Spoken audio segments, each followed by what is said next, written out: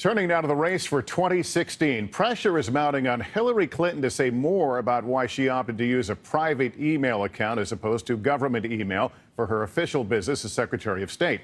So far, she's only made a brief Twitter reference. So when she spoke at a high-profile event here in New York today, there was anticipation she might address the elephant in the room. We get more from NBC's Andrea Mitchell. Hillary Clinton rolling out a major study on women's inequality today, but still ducking questions about the private email system she used while Secretary of State. Will you explain the email, Secretary Clinton? Today's event was to build momentum toward announcing her candidacy next month, a campaign highlighting her as an advocate of women's rights, ever since a path-breaking speech in Beijing 20 years ago. Human rights are women's rights, and women's rights are human rights once and for all. Today, 2 decades later, it's clear we're not there yet. Instead, her big moment was overshadowed by the email controversy.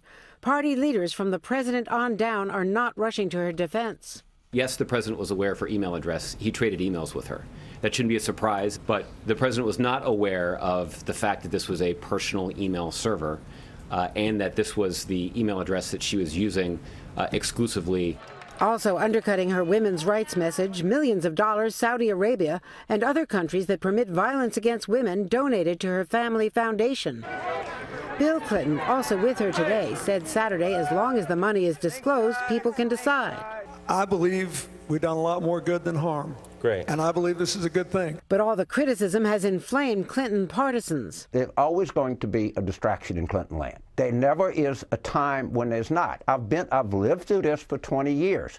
Don't you think that next week there'll be some other thing that they'll crop up, and then they'll take it and they'll run with it? It's not going to ever change.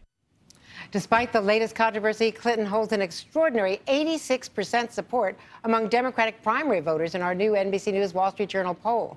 But party leaders worry about the way her circle has stonewalled, and they want her to clear this up.